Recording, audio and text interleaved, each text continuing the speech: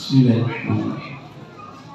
Assalamualaikum warahmatullahi wabarakatuh.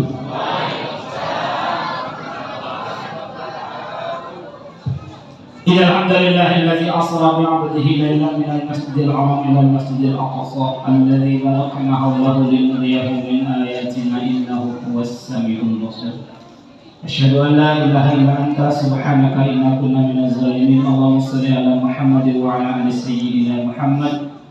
Allahumma shalli ala hadzal nabiyil karim wa ala alihi wa sahbihi rasulillahi ajma'in, amma ba'du. Qala Allah ta'ala fil Qur'an, a'udzu billahi minasy syaithanir rajim. Bismillahirrahmanirrahim. Walau anna ahlal qura amanu wattaqaw la fatahna 'alaihim barakatin minas sama'i wal ardh walakin kadzdzabu fa akhadnahum bima kanu yaksibun. Al-ayat. Wa qala Rasulullah sallallahu alaihi wasallam, ya ayyuhalladzina amanu kutiba 'alaikumus shiyam kama kutiba 'alal ladzina min qablikum la'allakum tattaqun. Ayyaman ma'dudat. Waman kana minkum maridan aw ala safarin fa'iddatun min ayyamin ukhra. Al-ayat. Wa qala Rasulullah sallallahu alaihi wasallam, ikhnatil khamsan qabla al-khamsin sababaka qabla al-haramika wa sihataka qabla as-saqamika wa ghinaka qabla al-fakrika wa faragaka qabla subulika wa hayataka qabla al-mautika. Al-hadis. Yang saya hormati dan yang sama-sama kita hormati pengurus masjid Al-Mukhlisin beserta jajarannya, dan yang saya hormati Bapak Kadus Bulai Indah selaku yang kita ketuakan di sini yang berkesempatan hadir malam hari ini, dan yang saya hormati Bapak RK, Bapak RT, Bapak-bapak, ibu-ibu, kaum muslimin, muslimat, mukminin, mukminat yang belum kawin dan yang belum sunat, yang semuanya insyaallah dimuliakan Allah Subhanahu wa taala. Amin. Puji syukur alhamdulillah kembali kita aturkan kepada Allah Azza wa Jalla atas segala limpahan nikmat dan rahmat yang Allah berikan hingga malam hari ini. Pada insya Allah masih berikan kita umur hingga kita bisa berkumpul bersilaturahim bertatap wajah di masjid ini dalam rangka yang pertama, yakni memperingati Isra Mi'raj Nabi kita Muhammad sallallahu alaihi wasallam 1447 Hijriah, sekaligus dalam rangka menyambut datangnya bulan suci Ramadan yang mana sebentar lagi kurang lebih 3 minggu lagi akan kita masuki bulan suci Ramadan yang mana saat ini bertepatan tanggal 7 Sya'ban. Jadi jemaah hadirin yang saya muliakan, dalam hadis Nabi mengatakan, "Majtama'a qaumun fi baitin min buyutillah." Sekelompok orang, segolongan orang berkumpul di rumah Allah, yakni masjid. Wa yatluna kitab Allah, kemudian membaca kitab suci Allah yakni Al-Quran. Tadi sudah dijalankan. Dan yang ketiga, wa tadarrasunahu fima bainahum, mengadakan tausiah, pengajian. Jika tiga ini bisa kita jalankan, kita lakukan, maka janji Rasulullah dalam hadis riwayat Imam Bukhari akan dibalas 4. Yang pertama, nazzalat alaihimus sakinah, Allah akan turunkan ketenangan di hati. Jadi salah satu obat untuk mendapatkan ketenangan hadir di majelis ilmu, itu salah satunya. Jadi jemaah hadirin yang saya muliakan, yang kedua, khasyat bihimur rahmah, dapat rahmat dari Allah. Dan rahmat inilah yang diharapkan setiap umat manusia muslim ini. Suatu hari Nabi pernah mendatangi sahabat yang sedang berkumpul. Lalu Nabi katakan, ya sahabatku, kalian masuk surga bukan karena amal kalian. Sahabat bingung, lantas bertanya, kalau bukan karena amal kami ya Rasul, karena apa kami masuk surga? Dijawab oleh Nabi, karena rahmat Allah. Wala anta ya Rasulullah, apakah engkau juga? Wala ana, saya juga. Artinya masuk surga bukan karena amal kita, justru kata Rasulullah karena rahmat Allah. Salah satu untuk mendapatkan rahmat Allah, hadir di majelis ilmu, berada di masjid rumah Allah. Makanya kita saat masuk masjid dianjurkan baca doa, Allahumma ftahli abwaba rahmatik. Ya Allah, bukakanlah pintu rahmat kepada saya. Tujuannya satu, untuk mendapatkan rahmat Allah dalam masjid itu. Dan kalau ada waktu sebelum duduk lakukan sholat sunat tahiyatul masjid. Tahiyat artinya penghormatan masjid kepada masjid, 2 rakaat tahiyatul masjid. Ada yang bertanya, Ustaz, kenapa orang sholat itu selalu berpindah-pindah? Nah, ini perlu saya beritahu. Orang sholat setelah berpindah-pindah itu untuk mendapatkan rahmat Allah, yang mana tempat sujud yang dia gunakan dalam sholat itu kelak di hari kiamat akan menjadi saksi. Makanya dianjurkan sholat itu berpindah-pindah dari satu tempat ke tempat yang lain. Kalau bisa sekali pindah juga sholat di tempat masjid lain.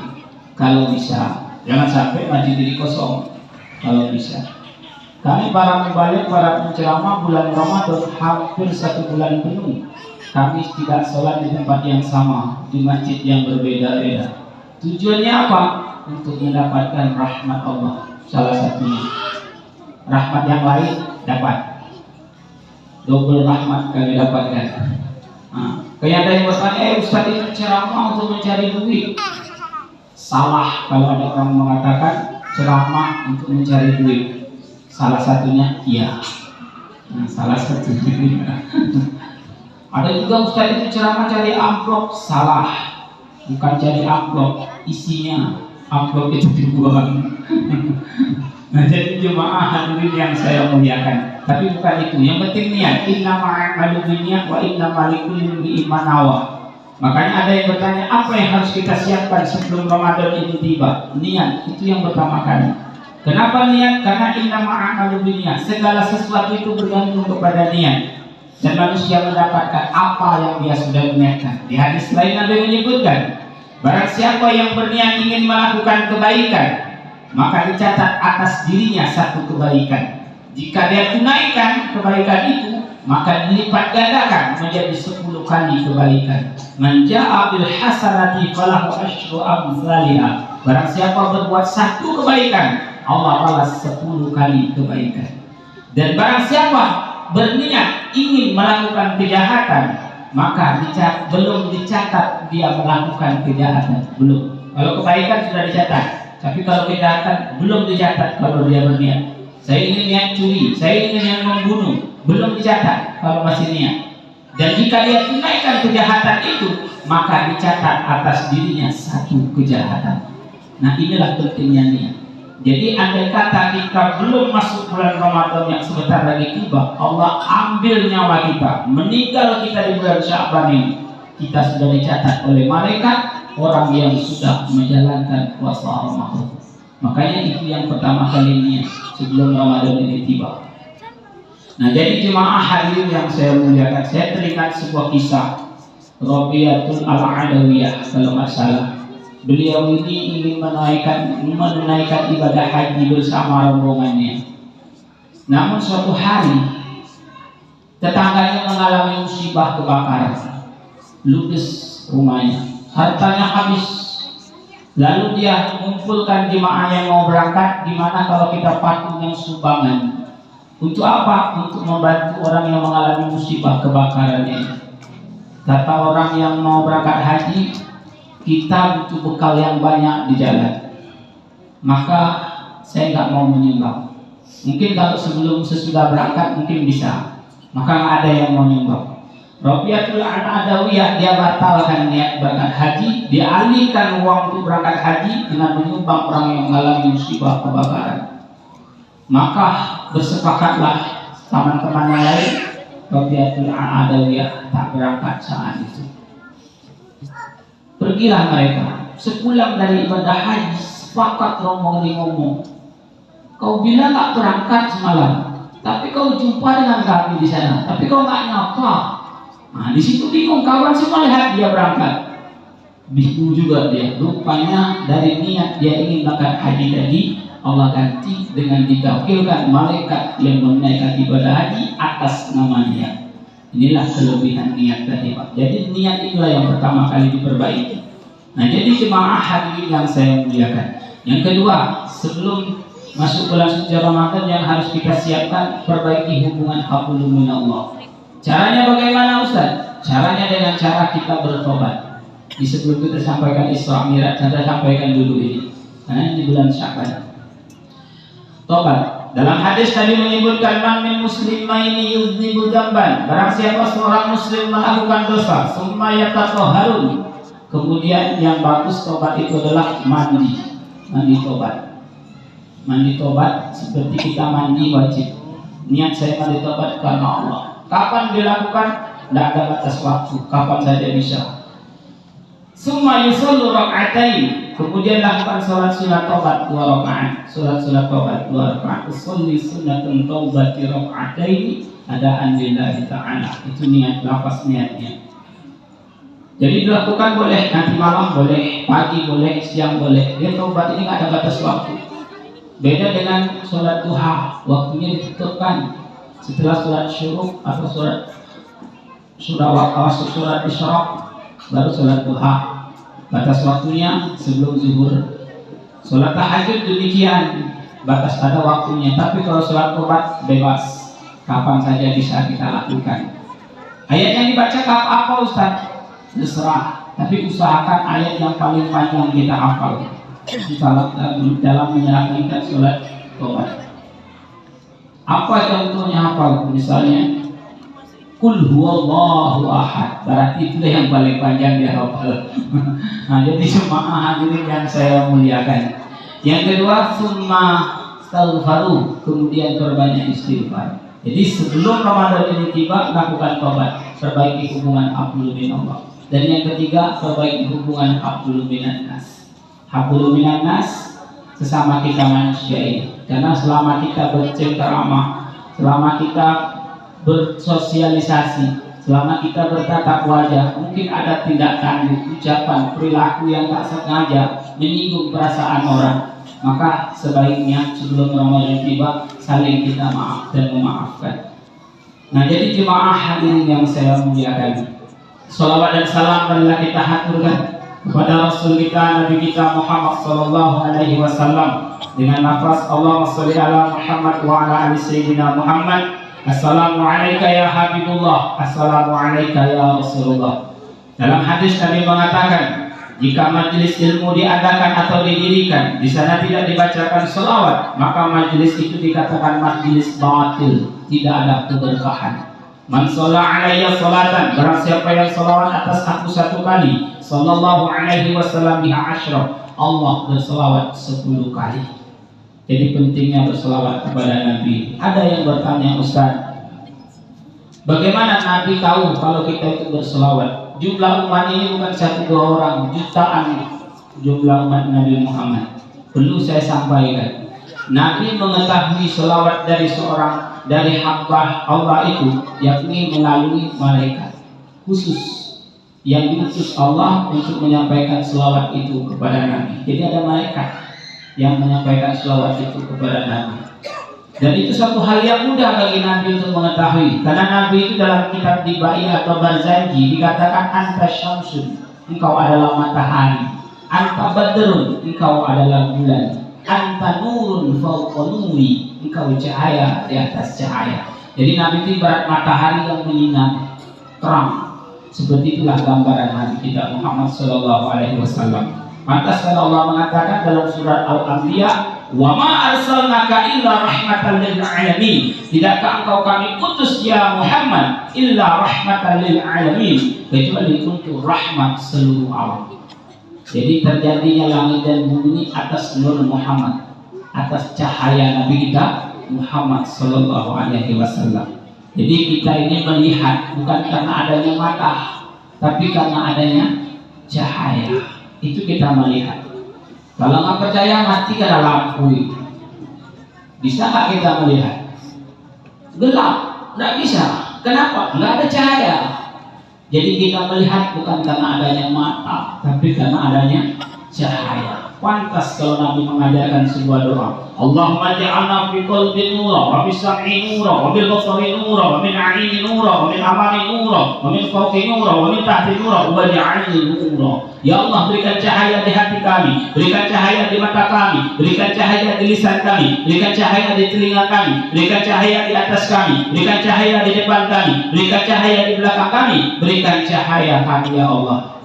Pentingnya doa ini untuk agar Allah memberikan kita cahaya.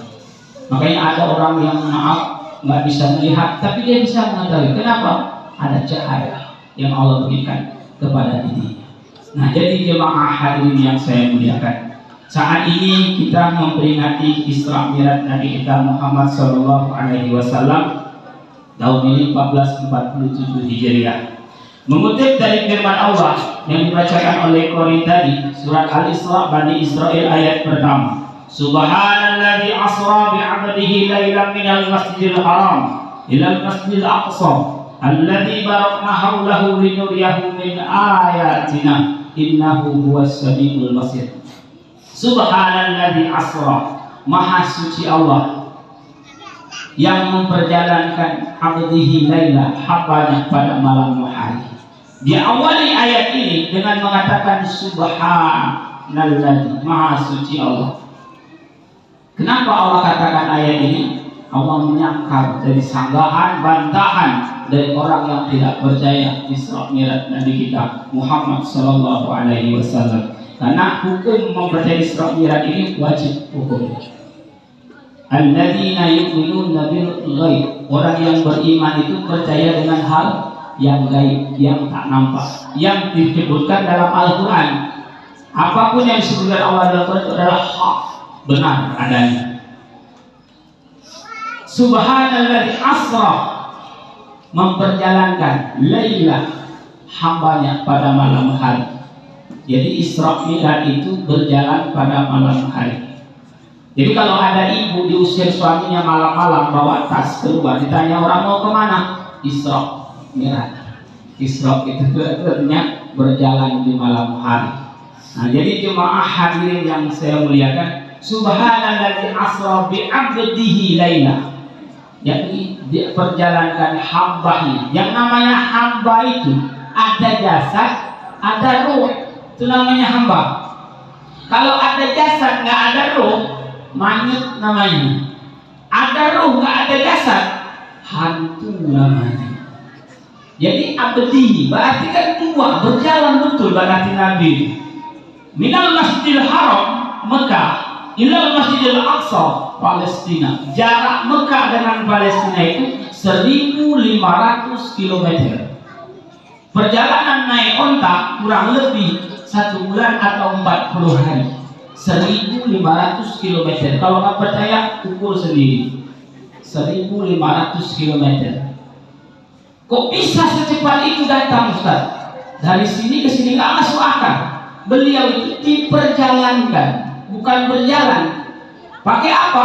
Pakai buruk. Buruk itu cahaya. Yang mana disebutkan dalam hadis rawi Imam Bukhari, yang namanya buruk itu lebih besar dari keledai, lebih kecil dari kuda. Dia berbentuk cahaya. Itu disebutkan dalam hadis itu. Sedangkan dalam ilmu fisika, kecepatan cahaya itu 1 detik 3.500 km. 1 detik dalam ilmu fisika, kecepatan cahaya itu. Sedangkan dari Masjidil Haram ke Masjidil Aqsa 1.500 km. Kira-kira berapa detik perjalanan dibutuhkan dari Mekah ke Madinah? Nggak sampai setengah detik. Masuk akal nggak? Masuk. Karena menggunakan cahaya, diperjalankan, bukan berjalan. Umpama misalnya kita punya baju lalu dimasuki seekor semut. Pergilah kita ini ke Jakarta naik pesawat. Nah, semut ini ikut sampai ke Jakarta. Tiba di Jakarta, temulah dengan semut-semut yang lain di sana. Datang semut ini bertanya, kau dari mana? Dari Pekanbaru. Kok bisa kau jalan sini? Jalan saja nggak perlu, nggak sampai perjalanan 1 hari itu 10 km. Kok bisa dari sini ke Jakarta sampai? Ya bisa, aku diperjalankan. Nah, ini seperti itulah kurang lebih gambarannya. Nah, jadi jemaah hadirin yang saya muliakan, minal Masjidil Haram ilal Masjidil Aqsa alladzi barakna haulahu, di sekelilingnya diberkahi oleh Allah. Linuriyahu min ayatina, tujuan daripada Isra Mi'raj itu linuriyahu, kami lihatkan, kami tampakkan, min ayatina, dari tanda-tanda kekuasaan kami. Namanya melihat itu pakai mata, maka lebih kuat melihat atau mendengar? Lebih kuat melihat daripada mendengar. Makanya Abu Jahal, Abu Lahab tak percaya Isra Mi'raj karena dia hanya mendengar. Dan Rasulullah langsung melihatkan Allah dari Masjidil Haram ke Masjidil Aqsa sampai ke Sidratul Muntaha, langit pertama, langit ketujuh, sampai ke Baitul Ma'mur. Nah, jadi jemaah hadirin yang saya muliakan, jadi ayat ini mengingatkan kepada kita bahwasanya Nabi kita berangkat menuju sholat Isra Mi'raj dari Masjidil Haram ke Masjidil Aqsa sampai ke Sidratul Muntaha. Nah, jadi jemaah hadirin yang saya muliakan, jadi pelajaran dari sini bahwasanya Nabi berjalan dari Masjidil Haram ke Masjidil Aqsa, masjid ke masjid. Ini menunjukkan bahwasanya pentingnya kita ini ada di masjid, dekat dengan masjid. Karena masjid yang ada di bumi adalah Baitullah, rumah Allah. Man bana masjidan, barang siapa yang bangun masjid, banallahu lahu baitan fil jannah, Allah akan bangunkan rumah di surga. Jadi jalan masuk surga itu banyak jalan. Bisa dengan bangun masjid, bisa dengan cara kita haji. Al-haji mabrur laisa lahu jazaa'u ilal jannah. Haji yang mabrur itu tidak ada balasan kecuali adalah surga. Banyak jalan untuk masuk ke surga Allah itu. Nah, tinggal pilih mau jalan mana yang mau kita tempuh. Nah, baiklah jemaah hadirin yang saya muliakan. Lalu yang melatar belakangi terjadi peristiwa Isra Mi'raj ini dua. Terjadinya peristiwa Isra Mi'raj ini dua yang melatar belakangi. Pertama, kesedihan Nabi saat ditinggal oleh paman beliau yang bernama Abu Thalib. Jadi paman beliau yang bernama Abu Thalib ini mengasuh Rasulullah di umur 8 tahun setelah ditinggal oleh kakek beliau yang bernama Abu Thalib. Sampai Rasulullah diangkat menjadi Rasul, sampai pamannya terlebih dahulu meninggal daripada beliau. Nah, saat detik-detik mau menjelang ajal, pimpinan kaum kafir Quraisy ini datang menyaksikan paman beliau mau meninggal dunia. Rasulullah mendekat di telinga paman ini lalu berkata, ayyuham la ilaha illallah, wahai paman ucapkan la ilaha illallah.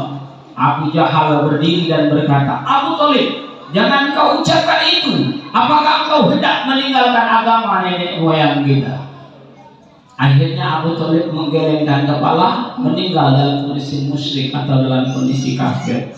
Sedih paman Nabi karena pamannya, Nabi sedih saat ditinggal pamannya meninggal dalam kondisi tidak Islam.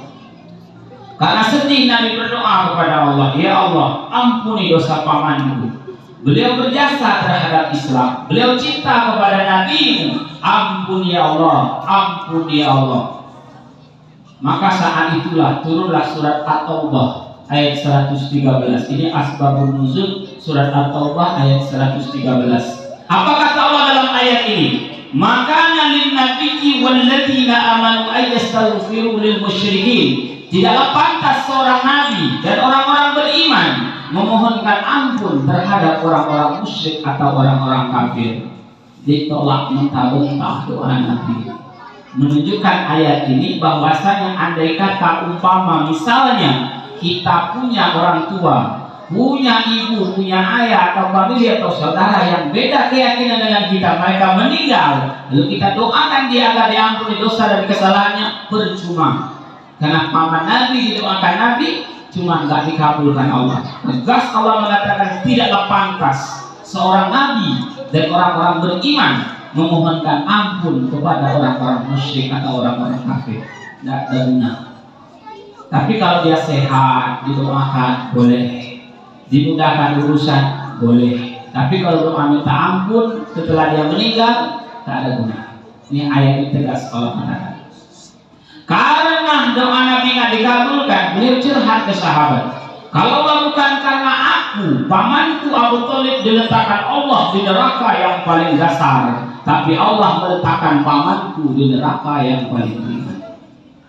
Sahabat bertanya, gambar neraka yang ringan itu gimana ya Rasul? Dijawab oleh Nabi, diletakkanlah sandal di kaki dari neraka, maka mendidih otak di kepala. Itulah serendah-rendah sisa neraka. Makanya kita jangan merasa aman, merasa nyaman kalau udah beriman. Sahabat bertanya ke Nabi, ya Rasul, apa bedanya orang Muslim dengan orang kafir itu? Bedanya orang Muslim dengan orang kafir itu adalah sholat. Artinya orang yang tidak sholat dia kafir hukum. Yang nggak sholat kafir. Nabi yang bicara, bukan saya. Saya sekedar menyampaikan. Nah, jadi jemaah hadirin yang saya muliakan. Jadi sholat ini sangat penting. Sampai dikatakan as-sholatu imaduddin, faman aqamaha faqad aqamaddin, wa man tarakaha faqad hadamaddin. Sholat adalah tiang agama. Siapa yang mendirikannya berarti dia telah menghidupkan agama. Siapa yang meninggalkannya berarti dia telah merobohkan agama. Jangan sampai meninggalkan sholat. Sebaik-baiknya sholat laki-laki di masjid disebutkan dalam hadis. Sebaik-baiknya sholat perempuan itu di rumah. Dan sebaik-baik di rumah di ruang tengah. Dan sebaik-baik di ruang tengah di kamarnya. Sahabat bertanya saat itu, ya Rasul, gimana kalau istri kami ingin sholat berjamaah di masjid bersama laki-laki? La tamna'un nisa aqamul masjid. Jangan kau larang istrimu sholat datang ke masjid. Boleh perempuan ikut sholat berjamaah bersama laki-laki. Boleh. Saya pernah isi Isra Mi'raj setahun yang lewat di Masjid Al-Iman dekat pesantren Kataha. Dijemput saya habis maghrib, tiba di sana Isya. Saya tengok ibu-ibunya nggak ada satu. Penasaran saya tanya, kemana ibu-ibunya Pak? Perempuan nggak diwajibkan sholat, jadi laki-laki aja. Pantasan mau ibu-ibunya sholat, memang dilarang. Nah, di situ kenanya. Saya sampaikan waktu Isra Mi'raj itu, boleh perempuan sholat asalkan minta izin dari suami. Nilai pahalanya gimana Ustaz? Sama dengan laki-laki, sama. As-salatu jama'ati afdalu min as-salati fardhi bi 27 darajah. Salat berjamaah itu lebih utama dibandingkan dengan salat sendiri dengan nilai pahala 27 derajat. Besar nilai pahalanya.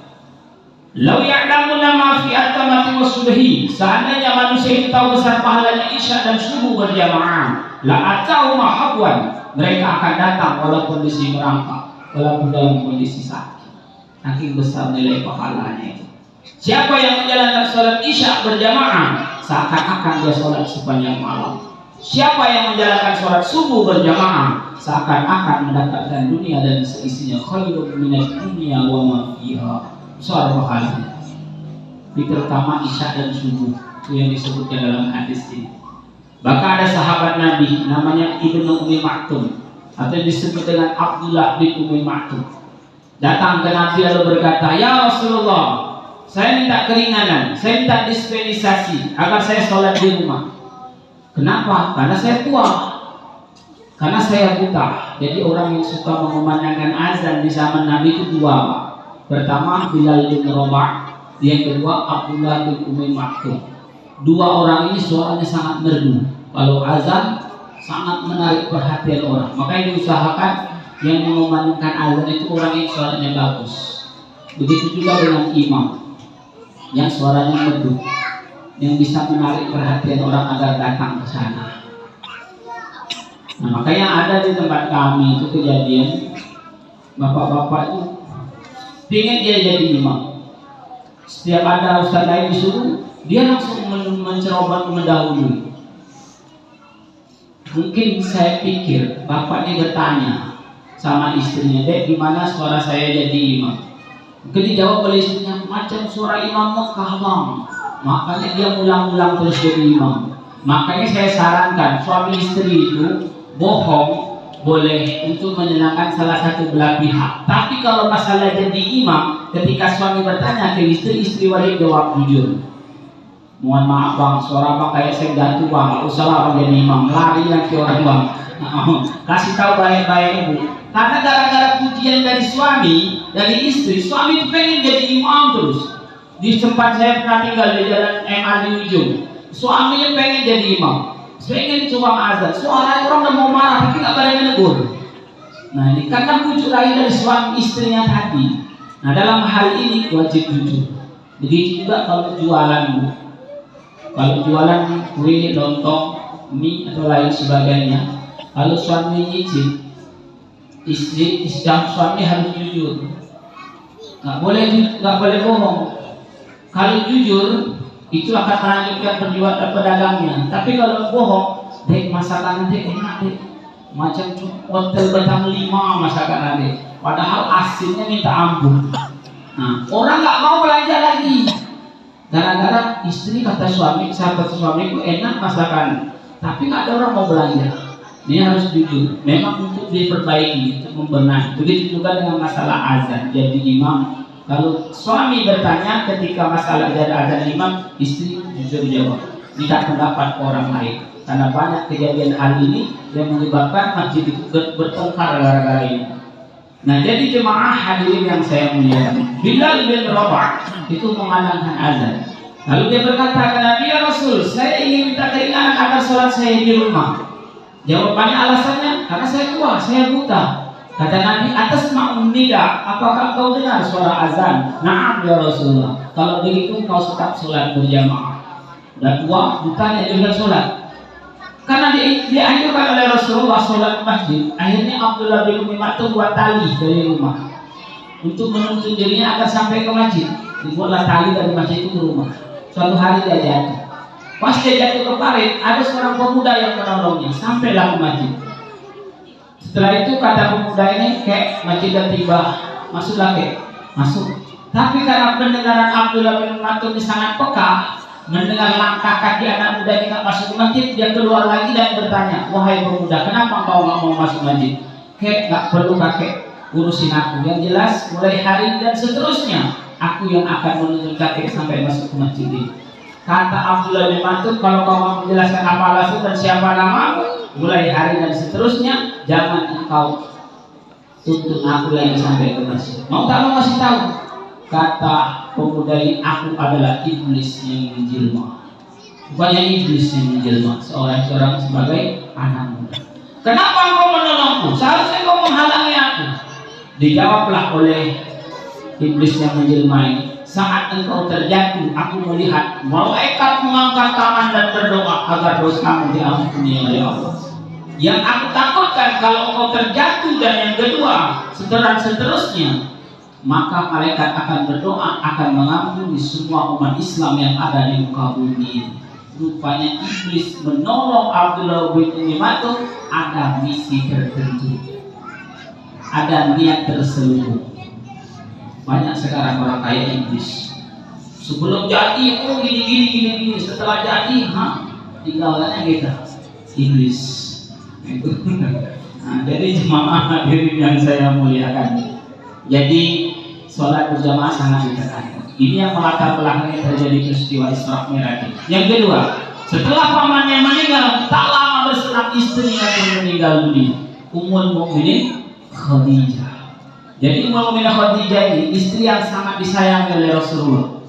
Saking sayangnya sampai meninggal tetap dibela oleh Rasulullah. Mana suatu hari Aisyah ini duduk bersama Rasulullah, lalu bercerita Rasulullah, ya Aisyah, sewaktu aku berada di Gua Hira, datanglah malaikat Jibril dalam rupa bentuk wujud yang asli. Aku ketakutan minta ampun saat itu. Keluar aku dari gua, berlari dan berteriak, ya Khadijah, zammiluni, selimuti aku, selimuti aku. Saat itu tak ada selimut. Khadijah memeluk tubuhku saat itu. Hilanglah rasa gemetar pada diriku, tenanglah jiwaku saat itu. Kata Aisyah mendengar cerita ini, udahlah itu aja ceritanya, nggak ada cerita lain, bosan aku dengarnya. Bukankah Khadijah itu adalah laki perempuan yang sudah disentuh oleh dua laki-laki sebelum engkau? Karena Khadijah itu memiliki dua anak sebelum menikah dengan Rasulullah. Dua suaminya meninggal dunia semua. Yang pertama Halah, yang kedua Hindun. Itu anak tiri Rasulullah dari Ummul Khadijah sebelum menikah. Sedangkan aku perempuan yang belum disentuh oleh laki-laki kecuali engkau. Di sini Rasulullah marah saat itu. Tutup mulutmu wahai Aisyah. Tidak ada perempuan yang lebih aku cintai di dunia ini kecuali Khadijah. Bayangkan sudah meninggal dunia Khadijah, ketika ada orang yang menjelekinya, langsung Rasulullah marah. Walaupun itu istrinya sendiri. Tutup mulutmu Aisyah. Tidak ada perempuan yang lebih aku cintai di dunia ini kecuali Khadijah. Tapi itu suami berubah. Beda dengan suami sekarang. Sekarang mati bini yang pertama, bini dia balik, yang diceritakan yang baik-baik kepada istri. Adik kalau bikin kopi pas, pahit nggak kepahitan, manis nggak kemanisan. Beda dengan istri abang yang dulu deh. Kadang kepahitan, kadang kemana, itu pun disuruh baru bikin kopi. Batu-batu, bini di kuburan jadi jelek-jelek kan. Jadi semua hadirin yang saya muliakan. Nah, Khadijah ini detik-detik mau menjelang ajal, dia menyambut Rasulullah pulang dari dakwah, detik-detik mau meninggal. Lalu kata Rasulullah, ya Khadijah, duduk saja engkau, karena gemetar, sudah tua. Duduk Khadijah. Saat duduk menangislah Khadijah, mendekat Rasulullah dan bertanya, apa sebab engkau menangis wahai Khadijah? Apakah engkau menyesal bersuamikan aku, yang dulunya engkau kaya raya dan dihargai oleh orang lain, tapi setelah engkau menikah denganku hartamu habis dan engkau tidak dihargai oleh orang lain? Kata Ummul Mukminin Khadijah, ya suamiku, bukan itu yang menyebabkan aku menangis. Yang menyebabkan aku menangis, perjuanganmu masih panjang, sedangkan aku sudah tidak kuat untuk menolongmu lagi. Andai kata besok aku meninggal terlebih dahulu, kau ingin berdakwah menyeberangi lautan, tapi kau tak punya kendaraan untuk itu, maka aku mau minta tolong kepadamu, ganti kuburanku, ambil tulang belulang tubuhku, susun jadikan jembatan untuk engkau menyeberang berdakwah. Bayangkan, sampai mati aja Khadijah tetap mau bela Islam ini. Angking saking sayangnya Khadijah itu dengan Rasulullah untuk membela Islam. Kekayaan Khadijah itu, Pak, separuh dari kota Madinah itu punya Khadijah. Tapi sayang, hartanya habis untuk dakwah Islam, habis hartanya. Jadi sampai meninggal tetap dia minta mau menolong Islam. Andai kata mati aku, ambil tulang belulang tubuhku, susun jadikan jembatan untuk engkau menyeberang berdakwah. Itulah pesan Khadijah sebelum meninggal. Tapi itu pesan istri dulu. Beda istri sekarang berpesan, bang janganlah bang nikah lagi ya bang setelah aku mati bang. Kalau sempat abang nikah lagi bang, ku hantui kemana abang pergi. Makanya suami itu setelah dengan istri banyak nggak nikah. Karena pas mau ijab kabul nampak istrinya. Ketakutan jadi. Jadi jemaah hadirin yang saya muliakan. Nah, Isra Mi'raj Rasulullah dari Masjidil Haram ke Masjidil Aqsa. Lalu apa yang terjadi setelah ditinggal oleh paman, setelah ditinggal dari istri, Rasulullah sedih. Belum Rasulullah Isra Mi'raj saat itu, karena masih di Madinah. Akhirnya Rasulullah teringat bahwa Khadijah ini punya saudara di tempat lain. Nah, mana Rasulullah akhirnya pergi daerah Baqi. Pergi ke sana Rasulullah. Lalu datang ke sana, apa yang terjadi? Ingin mendakwakan Islam niatnya, tapi Rasulullah apa yang terjadi? Mereka dicemooh, dihina, dilempar dengan batu, bakal kotoran onta. Selama hampir 1 bulan Rasulullah mendoakan dakwah di sana. Disitulah Rasulullah dapat tawaran dari malaikat Malikul Jibal, malaikat penjaga gunung. Muhammad, kalau engkau mau, aku angkat gunung, akan aku hentakkan kepada negeri orang yang menyakiti. Apa jawabannya? Jangan. Jangan, saking sabarnya Rasul. Aku ingin suatu saat dari sulbi-sulbi mereka akan melahirkan orang-orang yang akan membela Islam ini. Itulah Rasul. Kalau sempat saya dapat tawaran itu, hancurkan, serang. Itu kalau saya. Nah, jadi Rasulullah sendiri sangat sabar saat itu. Akhirnya Rasulullah pergilah ke perbatasan antara Mekah dengan Madinah. Mekah, dari Mekah Rasulullah di sana dapatlah orang yang menerima dakwah seorang budak saat itu. Dan dikawal Rasulullah menyebarkan dakwah di situ dengan seorang anak angkat beliau yang bernama Haris bin Harithah. Disitulah Rasulullah datang malaikat Jibril. Nazzal Jibril, turunlah malaikat Jibril. Wasaddaq wasadara, mereka belah dada Nabi. Dalam hadis Imam Bukhari, dada Nabi itu dibelah. Ja'a bisqistin min zahab, dibawalah mangkok dari emas. Mamluhu bil hikmah wal iman, di dalamnya terdapat hikmah dan iman. Hikmah di sini artinya ilmu dan iman. Makanya iman Nabi itu makin hari makin bertambah. Sedangkan iman kita ini kadang naik kadang turun. Al-imanu yazidu wa yanqusu. Iman itu sifatnya naik, sifatnya turun. Iman kita yazidu bi ta'ah, dia naik karena ketaatan. Wa yanqusu bil maksiat. Iman itu turun karena kemaksiatan. Semakin kita banyak maksiat, semakin turunlah iman itu. Nah, baiklah jemaah hadirin yang saya muliakan, dibelah dada Nabi, setelah dibelah lalu dikeluarkan jantung beliau. Ada seorang mengatakan jantung, ada yang mengatakan hati. Wallahu alam. Yang jelas dibersihkan. Ghasalah bil ma'i zamzam, dibasuh, dicuci, dibersihkan dengan air zamzam, dibersihkan hatinya. Makanya riwayat tentang Nabi dibelah dadanya ini ada 3 riwayat. Pertama, Nabi saat di pangkuan Halimatu Sa'diyah dibelah dada Nabi, dibersihkan. Itu waktu masih kecil. Lalu riwayat kedua ditemukan Nabi dibelah dadanya saat menerima wahyu pertama di Gua Hira. Dibelah juga dada Nabi. Nah, ini yang lebih kuat mengatakan Nabi dibelah dadanya saat mau berangkat Isra Mi'raj. Jadi setelah dibelah lalu dijahit kemudian. Dijahit.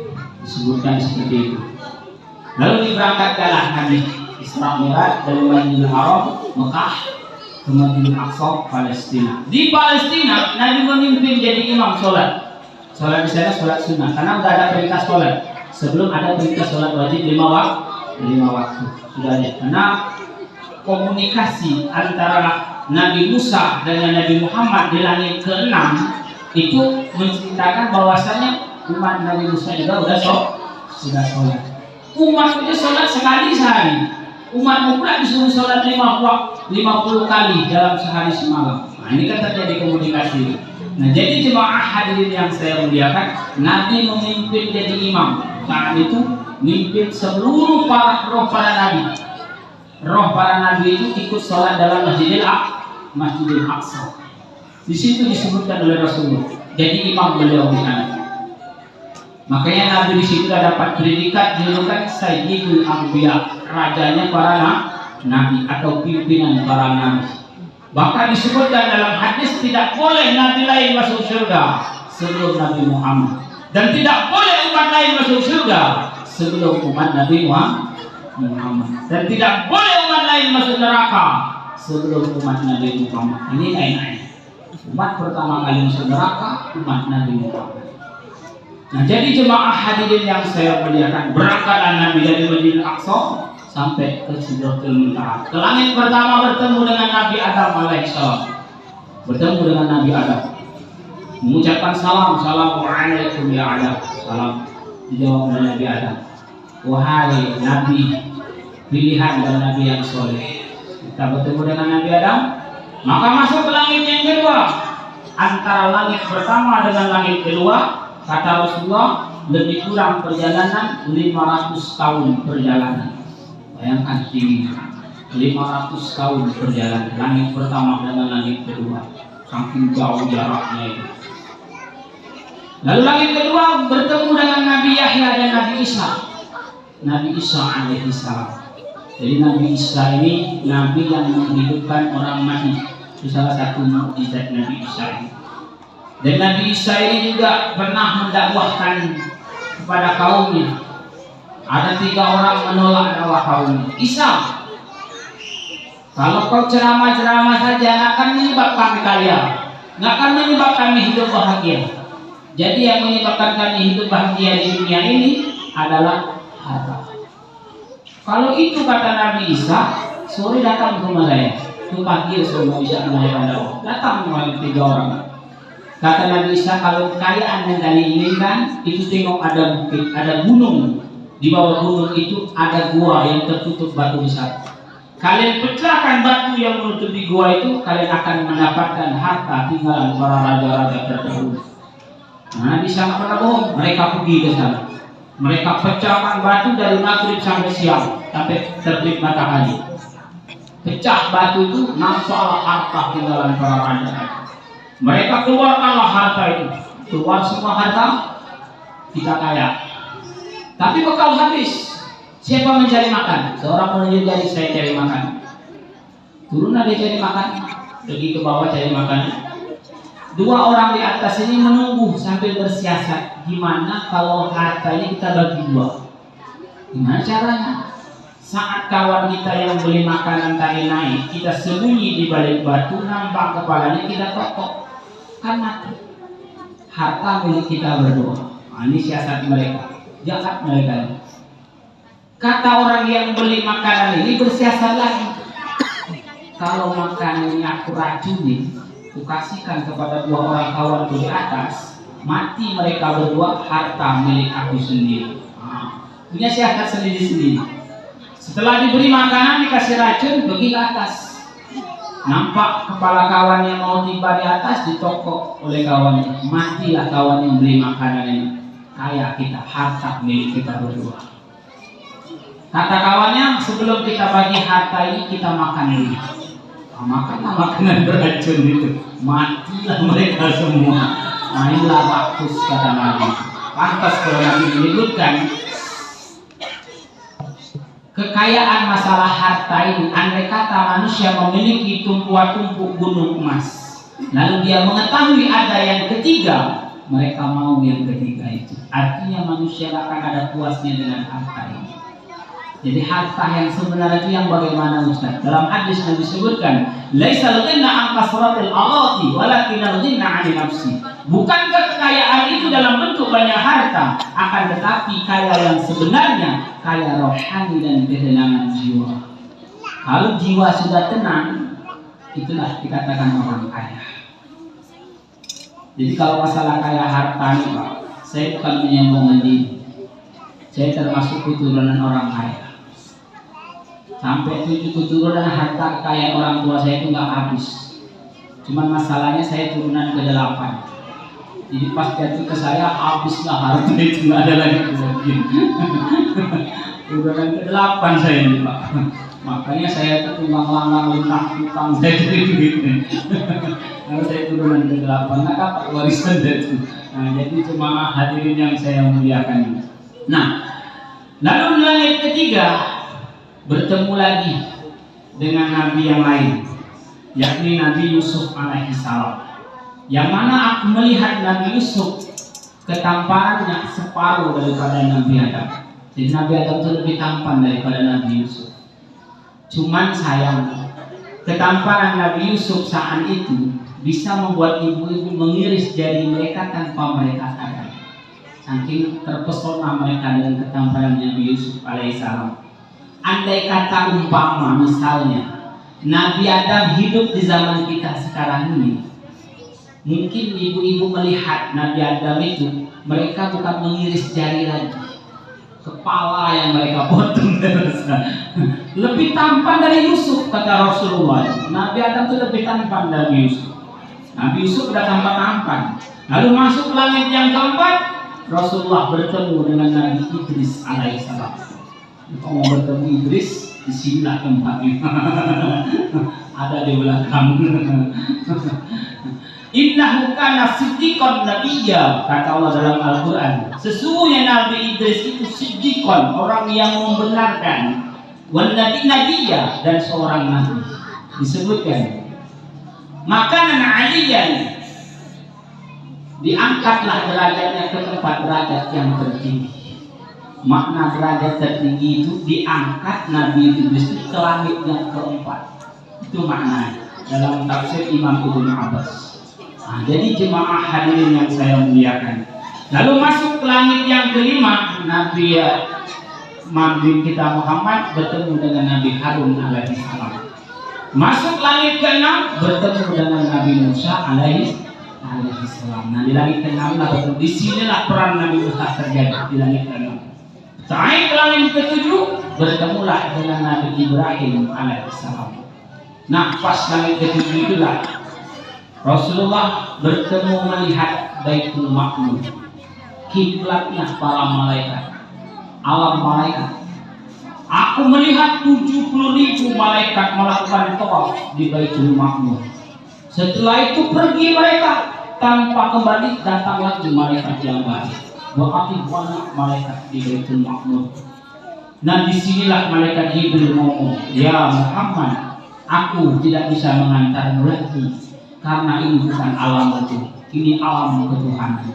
Kau sendiri yang menghadap kepada Allah. Jadi Rasulullah menghadap sendiri. Yang mana ketika Nabi pulang dari Isra Mi'raj, di mana rupa Allah itu? Aku cuma melihat cahaya. Nabi Muhammad tidak menunjukkan rupanya, tapi aku cuma melihat cahaya dan suara. Makanya Allah itu menampakkan suaranya 3 kali. Pertama ketika kepada Nabi Adam alaihissalam. Yang kedua kepada Nabi Musa di Bukit Tursina. Tuh langsung suara Nabi Musa. Sampai Nabi Musa, ya Allah, tampakkan wajahmu. Kau tak sanggup Musa melihat wajahmu. Kau lihat ciptaanku di gunung Sinai. Lihat gunungnya. Nabi meletak sebuah gunung. Tampakkan Allah. Gunung ciptaannya saja tak sanggup. Bukan waktunya di dunia ini kau melihat aku. Itu kata Allah. Yang ketiga, Nabi Muhammad bertemu kepada Allah saat Isra Mi'raj 3 kali terjadi. Nah disinilah Rasulullah menerima wahyu pertama. Makanya Rasulullah dikatakan min ayatina, linuriyahu min ayatina. Dia nampakkan Allah, malaikat kayak mana langit pertama, kayak mana langit kedua, kayak sampai langit ketujuh. Nah pulang dari Isra Mi'raj itulah Rasulullah menceritakan hal ini. Banyak yang tak percaya, banyak yang tak percaya. Awalnya Abu Jahal diceritakan hal ini mendengarkan, tapi setelah itu dia mengejek. Dia kumpulkan semua orang. Pulang dari sana dikumpulkan. Muhammad menceritakan bahwa dia Isra Mi'raj sepertiga malam dia berjalan dari Madinah Haram ke Masjidil Aqsa sampai ke langit ke-7. Percayakah kalian? Maka separuh orang murtad saat itu. Ada seorang yang percaya, yakni Abu Bakar As-Siddiq. Kata Abu Bakar, jangan karena hal itu. Sesuatu yang terjadi di balik gunung kata Rasulullah itu ada, aku percaya. Abu Bakar. Makanya Abu Bakar itu As-Siddiq, orang yang percaya Isra Mi'raj Rasulullah Sallallahu Alaihi Wasallam. Maka setelah itu Rasulullah sejak ditinggal oleh Khadijah sedih, tak punya apa-apa, tak punya orang yang dia sayangi lagi. Tapi dia punya anak banyak. Rasulullah punya anak banyak. Ada Ibrahim, ada namanya Ummu Kalsum, Zainab, Ruqayyah dan lain sebagainya. Dia beribu, bujuk rayu dari saudara-saudara paman-paman Nabi agar Rasulullah menikah lagi. Tak mau Rasulullah awalnya. Tapi menengok anak-anaknya masih kecil, Rasulullah akhirnya mau menikah. Menikah dengan siapa beliau? Dengan seorang perempuan namanya Saudah binti Zam'ah. Ini istri kedua Nabi setelah Khadijah. Saudah binti Zam'ah. Umurnya berapa? 70 tahun. Kurang nenek-nenek. Jadi kalau ibu suaminya mau nikah lagi, kasih nenek-nenek. Nah ini bang, pilihlah bang. Nenek Rohaya umur 60, nenek Zainab umur 70, pilihlah. Kok bisa gitu? Kalau abang mau ikut sunnah, ikut Nabi lah istrinya kedua. Saudara di sini umur 70 tahun. Nah, itu caranya Pak. Bu, kalau bapak ini ikut sunnah. Nah, jadi jemaah hadirin yang saya mulia. Tapi jangan salah, nenek-nenek sedang naik daun sudah. Nenek Rohaya di Palembang umur 70, nikah dengan pemuda umur 25 tahun. Naik daun. Yang lebih dahsyat lagi di Malaysia. Nenek-nenek umur 90 tahun menikah dengan seorang pemuda umur 30 tahun. 60 tahun jaraknya. Sampai orang bilang, iya dia mau nikah, ingin hartanya. Pas dicek oleh YouTuber tiba ke sana, nenek-nenek ini tak punya apa-apa, orang susah. Sampai ditanya, kenapa kau mau nikah nenek? Aku kasihan dia hidup sebarang-barang. Rupanya karena nenek-nenek dengan pengalaman yang dia sudah dapatkan, dia bisa memberi kenyamanan kepada suami yang dia nikahi. Makanya banyak sekarang pemuda mengincar nenek-nenek. Dengan kenyamanan itu. Makanya jaga nenek-nenek kalian ya, jangan sampai disuruh. Nah, jadi jemaah hadirin yang saya muliakan, karena waktu sangat terbatas, ini dapat saya sampaikan. Kurang lebih saya mohon maaf. Akhirul kalam, subhanallah wa bihamdik, asyhadu an la ilaha illa anta, astaghfiruka wa atubu ilaik. Sejenak kita berdoa dan memohon kepada Allah agar pertemuan kita malam hari ini diturunkan hiburan rahmat kepada kita. Ada yang sehat tambah sehat, ada yang sakit diangkat dari penyakitnya, ada yang sulit dipermudah Urusannya ada yang memiliki utang dilupakan orang yang mengutanginya. Dimudahkan bayar utangnya. Nampak kali itu berhutang. Allahumma shalli ala Muhammad wa ala ali sayyidina Muhammad. Astaghfirullahaladzim. Alhamdulillahirabbil alamin. Wassalatu wassalamu ala asrofil anbiya'i wal mursalin wa ala alihi wa sahbihi rasulillahi ajma'in. Allahumma ighfir lana dhunubana wa li walidayna warhamhuma kama rabbayana shaghira. Allahumma rabbana ighfir lana dhunubana wa kaffir 'anna sayyi'atina wa tawaffana ma'al abrar. Ya aziz ya ghaffar ya ghafur ya rahman ya rahim ya mughfir sa'il ya arhamar rahim. Allahumma rabbana taqabbal ya Allah innaka antas samiul 'alim wa tub 'alaina ya Allah innaka antat tawwabur rahim wa tub 'alaina ya Allah innaka antas samiul du'a. Allahumma rabbana wa taqabbal ya Allah niyatana wa taqabbal ya Allah maqsadana wa taqabbal ya Allah hajatana. Jemaah Masjid Al-Mukhlisin yang ada di sini ya Allah, yutawil umurana, panjangkan umur mereka ya Allah. Wa rizqan kasirana, banyakkan rezeki kami yang hadir di sini ya Allah. Wa bisyihati jasadana, sehatlah tubuh kami ya Allah. Wa amalan maqbulan, dan terimalah segala amal kebaikan kami ya Allah. Allahumma barik lana ya Allah fi syahri Sya'ban wa balighna Ramadan. Allahumma barik lana ya Allah fi syahri Sya'ban wa balighna Ramadan. Allahumma barik lana ya Allah fi syahri Sya'ban wa balighna Ramadan. Allahumma innaka afuwun karim tuhibbul afwa afu anna ya karim. Allahumma ja'alna fi qalbi nura wa fi sam'i nura wa bil basari nura wa min 'aini nura wa min amami nura wa min fawqi nura wa min tahti nura wa ja'alni nura. La hawla wa la quwwata illa billahil 'aliyyil 'azim. Allahumma inna nas'aluka huda wat tuqa wal ghina wal afaf. La hawla wa la quwwata illa billahil 'aliyyil 'azim.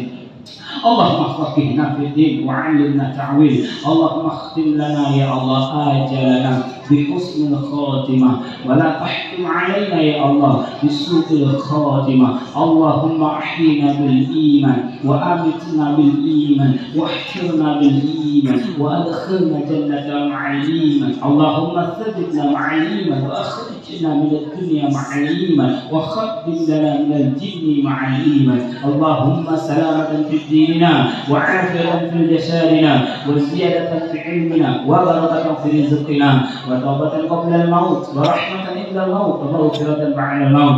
اللهم هون علينا يا الله في سكرات الموت والنجاة من النار وعفوه من الحساب. ربنا ظلمنا أنفسنا وإن لم تغفر لنا وترحمنا لنكونن من الخاسرين. اللهم ربنا آتنا في الدنيا حسنة وفي الآخرة حسنة وقنا عذاب النار.